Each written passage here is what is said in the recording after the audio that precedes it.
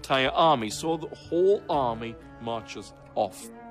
The problem we face here is one of timing. The Islamic records are quite clear that when the Caliph died, his 13-year-old son ruled in his place. Al-Tabari, Volume 20, tells us specifically that his son survived only 40 days after his father died before he too was killed. During this time, the armies from the Holy City returned to Damascus. Now, a slow-moving army would have taken many days to cover the 1,400-kilometer trek across the desert from Mecca in Saudi Arabia to Damascus in Syria. If the army could move at 20 miles a day, it still would have taken them 43 days. When you add up the time the messenger took to bring the message, the time it took for the army to decide to return and get mobilized, and the 43-day march, there is simply not enough time. Mecca is too far away to be believable. However, if the holy city was Petra, then the distances would all be drastically reduced. This problem of distances plagues Islamic history again and again. Mecca in Saudi Arabia is simply too far removed to fit many of the stories in early Islamic history.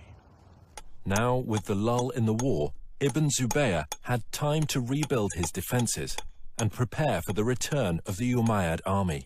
Now I want to show you something. Here are some of the volumes of Al-Tabari's History of Islam. Al-Tabari managed to collect a massive amount of material that he writes about what happened during each year of Islamic history. He devotes whole chapters, sometimes 2 chapters, to every year. But then something strange happens. The battle for the Holy City takes place over several years, but year 70 of Islamic history is of great importance. Now notice, Al-Tabari spends 15 pages describing what happens in year 69, and he spends 27 pages describing what happens in year 71. But where is year 70? Look at this. For year 70, Al-Tabari only records a few lines of text. Did he not find any more information for this year? Or did later editors censor this year from Al-Tabari's record? Only a few lines, but what he records gives us a few tantalizing details. It tells us that Musa'ab ibn Zubair, apparently a brother of Abdullah, brings supplies to the holy city. Were these supplies military equipment? No, it says he brought many horses and camels. I believe that this is the year that the followers of Ibn Zubair moved south from Petra to the deserts of Arabia to find a place where they could hold out against the Umayyad forces. All details of this year have been removed from Al-Tabari's history. But we know that they obtained many horses and camels, which would have no other purpose than to move many of the people out of the city. This lull in the war continued into the next year. So Ibn Zubair took advantage of the break to undertake a religious project. He decided to rebuild the Kaaba. But Al-Tabari does not tell us where the new Kaaba was constructed. Was it in Petra? Or was it in a new, safer location in faraway Mecca? I believe that the new Kaaba was built in Saudi Arabia, and that the Black Rock was moved there for safekeeping. So even if Ibn Zubair lost the holy city, he still had the rock and a new Kaaba. After a new caliph was established, the Umayyad army returned. This time the army was bigger, and the Umayyads brought large weapons of war with them. Among them, a stone-throwing machine called a manjanik. The war between Ibn Zubayr and Al-Hajjaj took place for 6 months and 17 nights in the hollow of Mecca. Yusuf ibn Mahak said, "I saw the manjanik with which stones were being hurled. The sky was thundering and lightning, and the sound of the thunder and lightning rose above that of the stones, so that it masked it."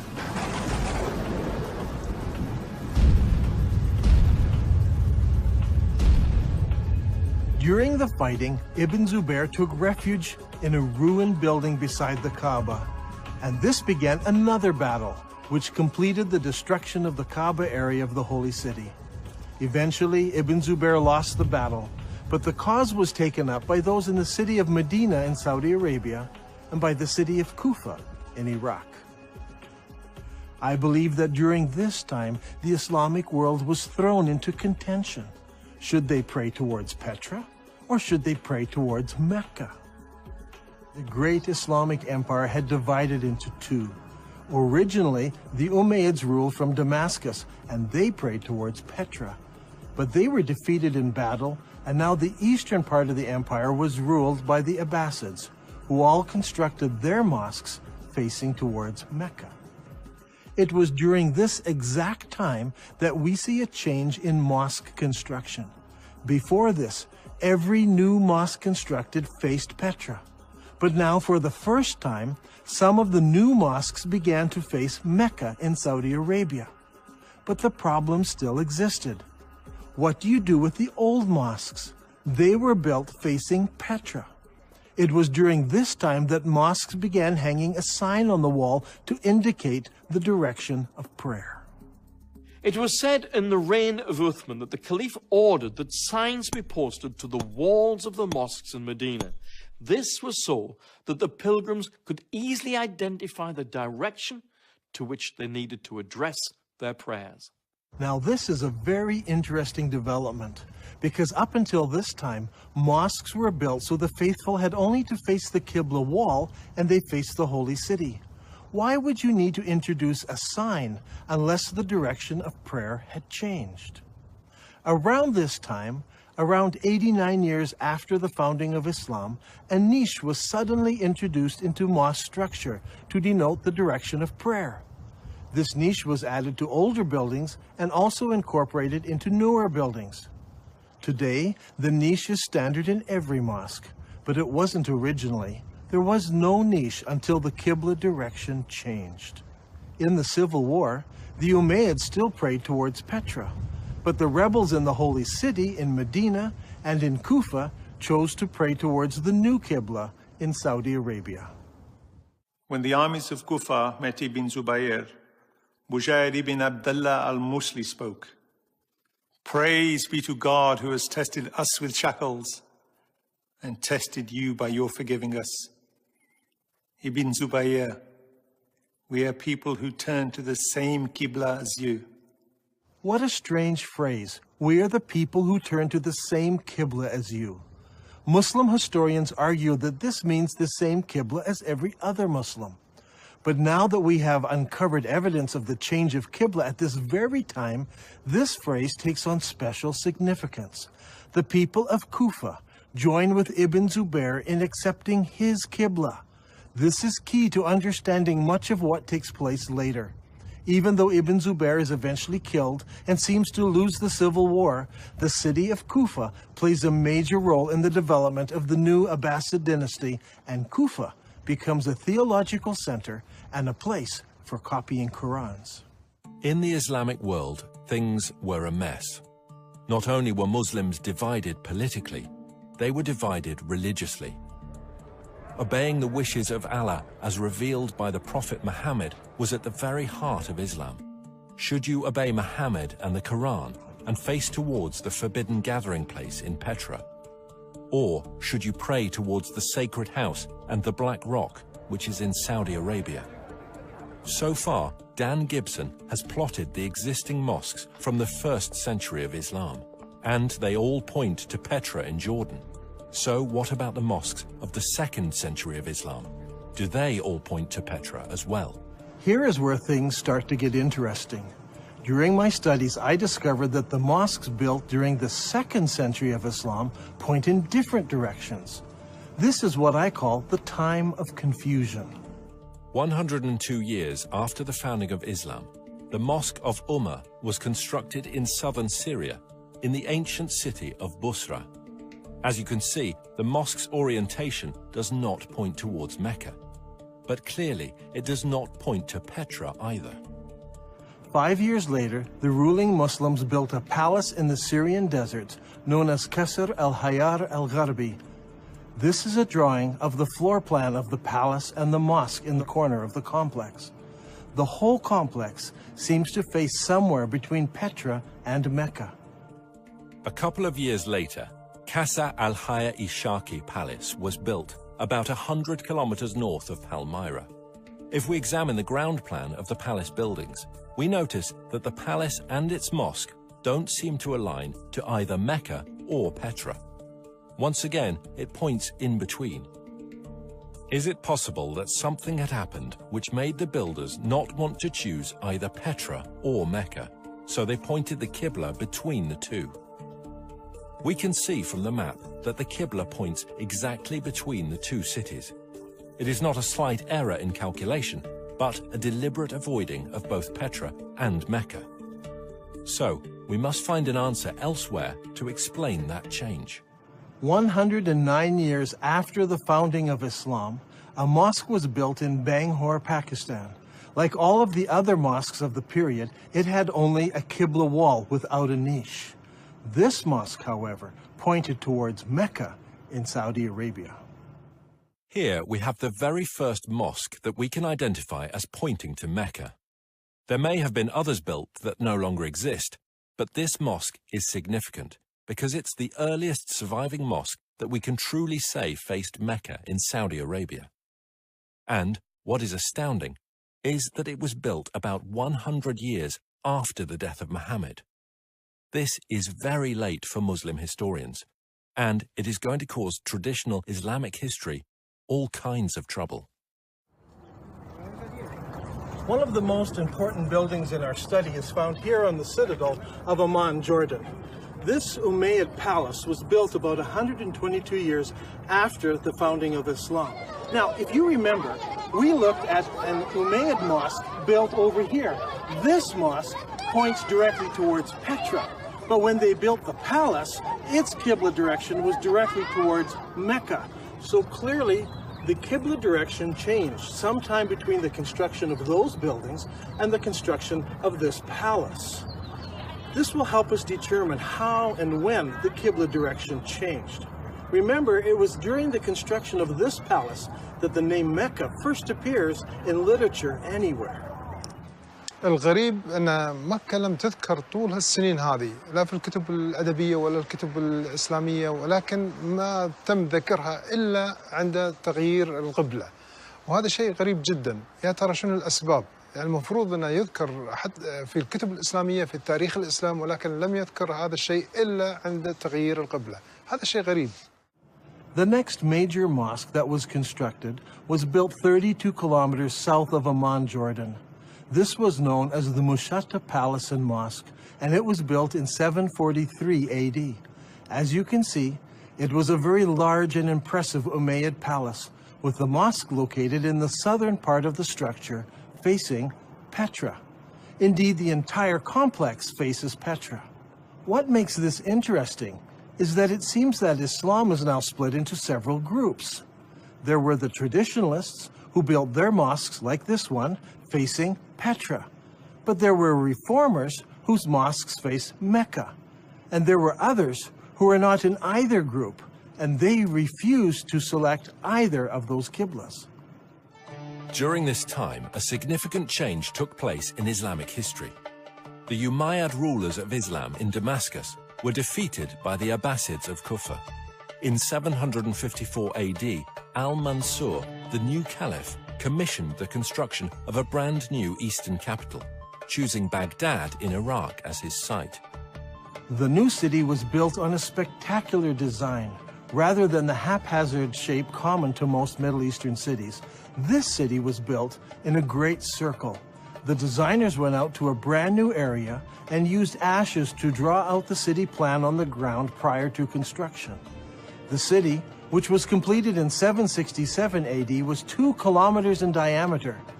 As you can see on this drawing, the main mosque of the city had no niche indicating the direction of prayer. That was to come later. One wall was used as a Qibla wall, and that wall pointed directly to Mecca, as would all of the other mosques built from now on by the Abbasid rulers. If this is all true, then the Prophet Muhammad and the first 4 rightly guided caliphs in Islam, and the following Umayyad rulers who ruled Islam from Damascus, all prayed towards the city of Petra. But late in the Umayyad reign, something happened that caused the builders to change the direction of their mosques. Some pointed to Petra, some to Mecca, and some chose to be neutral and point between the two. This created a problem for the western half of Islam. The people in the West were still loyal to the earlier Umayyads. So the Islamic world is now split into two. The Abbasid rulers in Iraq control the eastern part of the empire, and the Umayyad rulers control North Africa and Spain. This is an important time in Islamic history, because the Umayyads in Spain now blossom in culture and begin to build beautiful and impressive buildings. The builders in Spain had a problem. Traditionally, Umayyads all prayed towards Petra. But, as we're going to see, something devastating happened, resulting in future mosques no longer facing that direction. Their enemies, the Abbasids, now pray towards Mecca in Saudi Arabia, so they don't want to choose that direction of prayer. So what should the Umayyads do? As I examined the mosques built by the Spanish Umayyads, I discovered a most surprising development. These builders chose neither Petra nor Mecca. Now, as we have seen, some of the builders in the Middle East chose to point their qiblas between the two cities. But the builders in North Africa and Spain decided to do something completely different.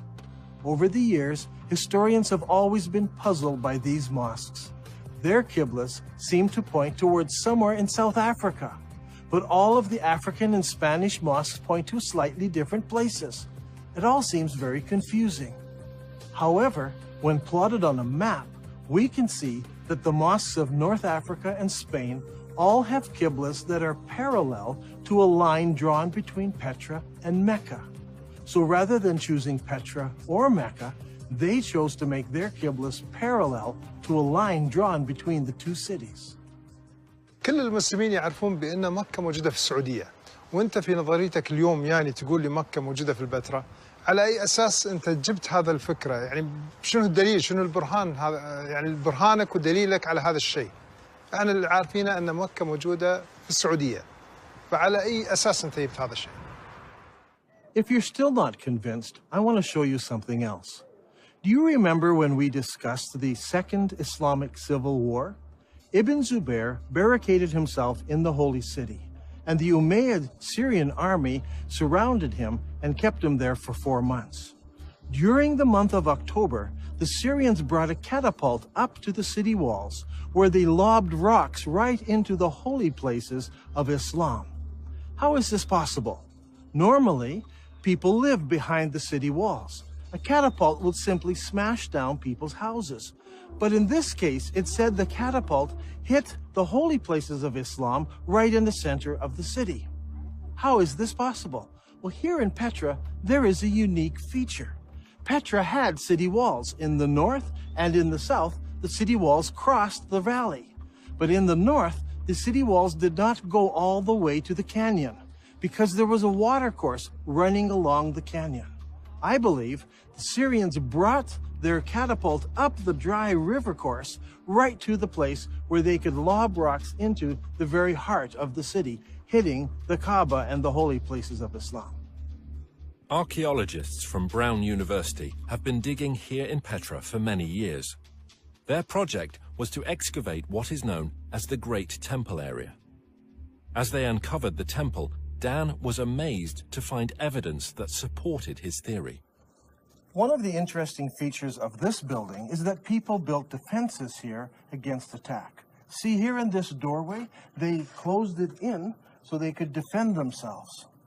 This happened sometime after the earthquake of 551 AD. We can date the defenses of here by the roofing tiles that were used in the construction of these defenses.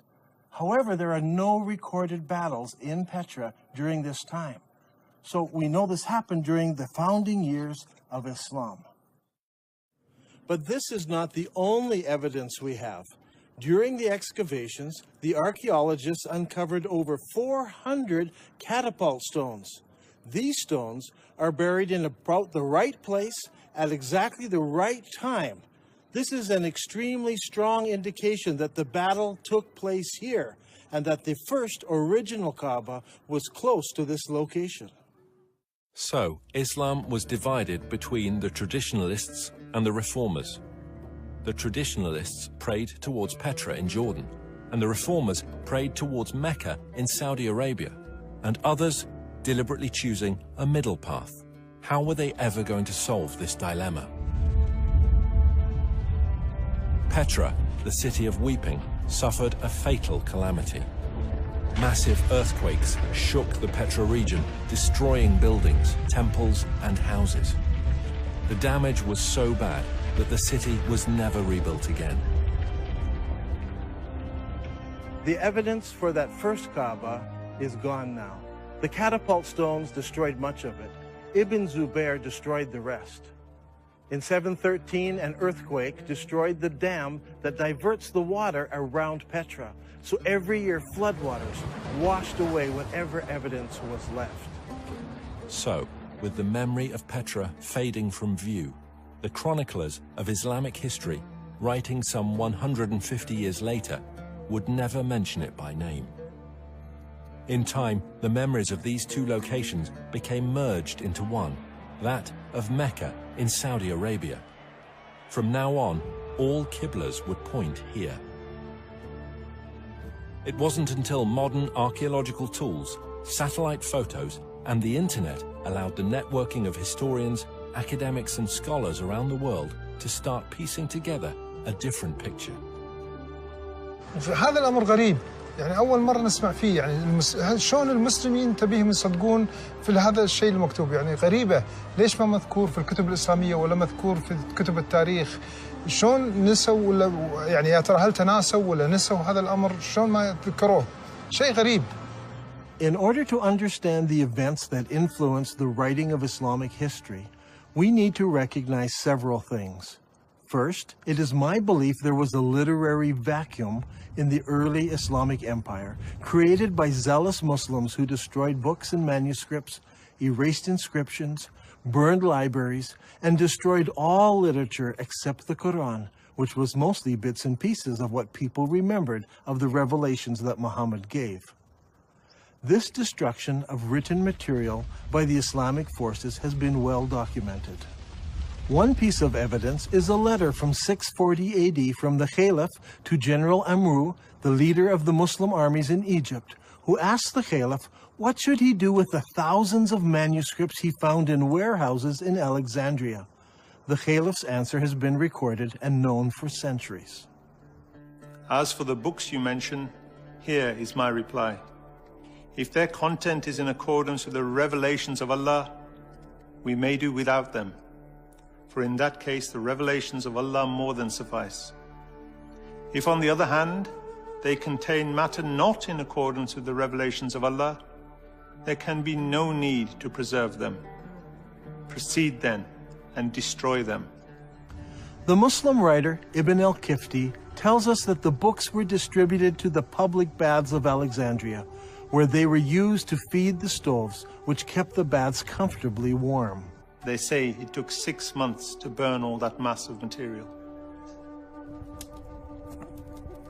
Eutychius, the Patriarch of Constantinople, recorded that there were 4,000 baths that received books from the Alexandrian library. This burning of books, however, did not start in Egypt, but 4 years earlier in Persia. Caliph Umar's army met with the Persian armies in the Battle of Qadisiyah in the year 636 AD. In early January 637, the Muslim advance guard reached the outskirts of Ctesiphon and laid siege to the city for 2 months. Eventually the city fell and the Muslims occupied it. During the fighting, the palaces and the library at Ctesiphon were deliberately burned. In the end, the only book that managed to survive in Arabia was the glorious Quran. When it comes to the history of the Quran, historians have struggled. It seems that most of the Quran was retained in an oral fashion rather than written form. While the Arabs were great memorizers and had the ability to retain the entirety of the Quran, the retention of materials in an oral tradition suffers from several difficulties. First, the accuracy of the memories of the individuals involved must be perfect. In the case of the Quran, arguments arose over the various verses, how they should be rendered, and if they should or should not be included in the whole. Second, the problem of transferring knowledge from the learned to the novice is often a difficult step. In the case of the Quran, most of the men who memorized the sayings of Muhammad were also warriors. As is often the case, warriors die in battle, and their knowledge of the Quran perished with them. This is amply illustrated in the Battle of Yamama, when an estimated 450 men who had memorized the Quran were killed. Hudayfa bin al-Yaman came to Uthman at the time when the people of Damascus and the people of Iraq were waging war to conquer Armenia and Azerbaijan. Hudayfa was afraid because the people of Damascus and Iraq had differences in the recitation of the Quran. So he said to Uthman, "O chief of the believers, save this nation before they differ about the revelations." So Uthman sent a message to Hafsa saying, "Send us your manuscript of the Quran so that we may compile the Quranic materials into perfect copies and return the manuscript to you." Hafsa sent it. Then a group of men sat down to create a new copy of the Quran. Uthman said to the 3 Quraysh men, "In case you disagree, write it in the dialect of Quraysh, for the Quran was revealed in their tongue." When several copies were written, Uthman returned the original manuscript to Hafsa. Uthman then sends every Muslim province 1 copy of what's been written, and he orders that all of the Quranic material, whether written in fragmentary manuscripts or even in whole copies, that they all be burned. And so the burning continued. This time, even Quranic materials were burnt. But it did not stop the arguing about what should or should not be included in the Quran. When the new Qurans arrived in various provinces, people argued against them. Sa'id bin Thabit said, "A verse from Surah Al-Ahzab was missed when we copied the Quran, and I used to hear Allah's apostle reciting it. So we searched for it and found it with Huzayma bin Thabit al-Ansari." These 5 or 6 copies were now the only Qurans in the entire Muslim empire. Uthman's order to burn all other Quranic material tried to wipe out all Qurans everywhere, except the few that were held by the provincial governors.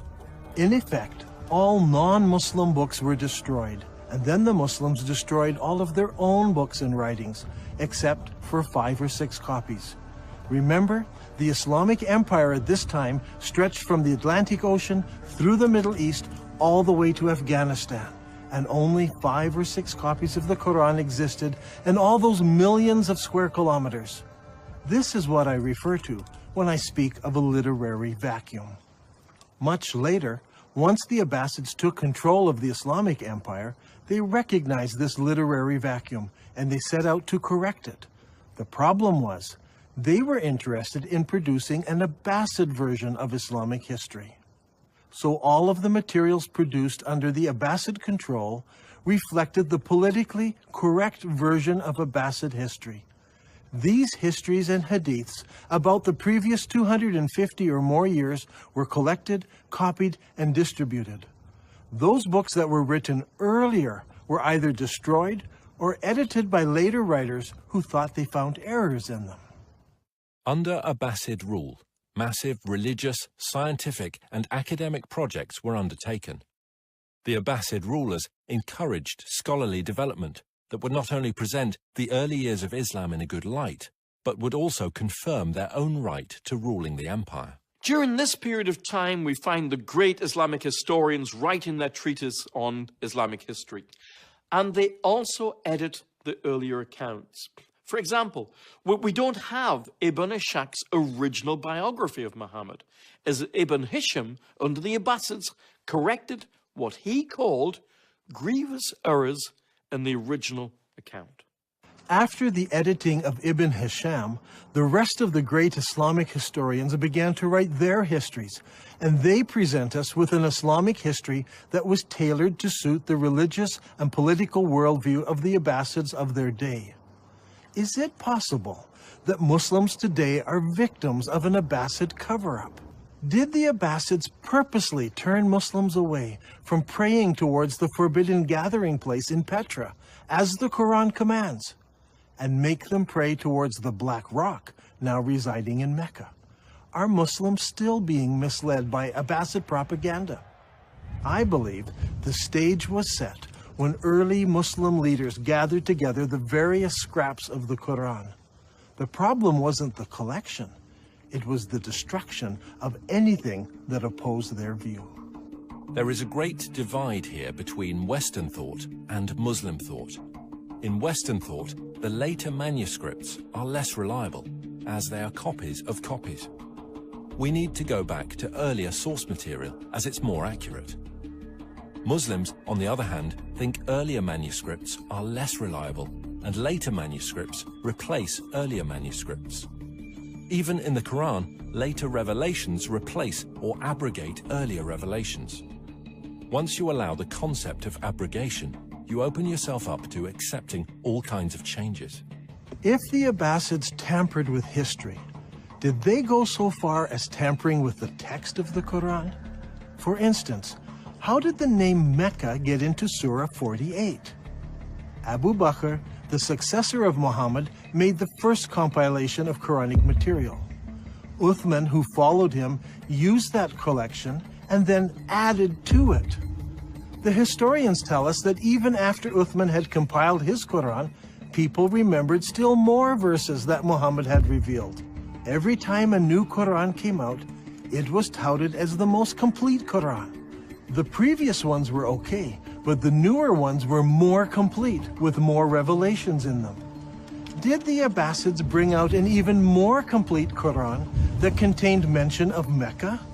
Today we have many of the Abbasid Kufi Qurans in museums from Istanbul to Samarkand. These Qurans use the Kufic script invented in the city of Kufa. But what about earlier Qurans written in other scripts? I have searched through many of the early Quranic parchments written in pre-Kufic script. It should come as no surprise that none of the pre-Kufic material includes verses about the changing of the Qibla or the city of Mecca. Historians have challenged me that I'm trying to rewrite all of Islamic history. I assure you I'm not trying to do this. I'm only suggesting one small change. Long ago, the holy city of Islam was referred to as Mecca.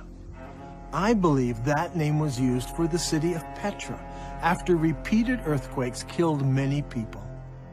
After Ibn Zubair moved the black stone to Mecca, scribes had only to make one small change to Islamic writing. In Arabic, Mecca is written like this. It's very easy to change the ba to a meme. Watch again.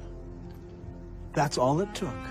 It is virtually undetectable to later readers. Did the Abbasid scribes correct an earlier reference to Mecca in the Quran and make it into Mecca?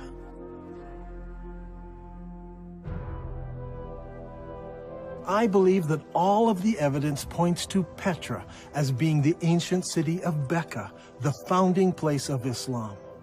All of the mosques of the first century of Islam point to the forbidden gathering place in Petra, and all of the descriptions fit Petra, not Mecca. Muslims are instructed in the Quran to pray towards the forbidden gathering place. The Quran says nothing about the Black Rock. It is clear that although Dan Gibson's research is rooted in Islamic history, and he has a great affection for the Arabic world, his theories will be challenging to Muslims. As faiths around the globe come under increasing scrutiny to prove the veracity of their origins, all religions need to consider serious research they may find difficult. Islam needs to ask if it is possible that over 1 billion people have been misled by Abbasid propaganda regarding how and where their religion began. And, if true, what implications does this have for the average Muslim today?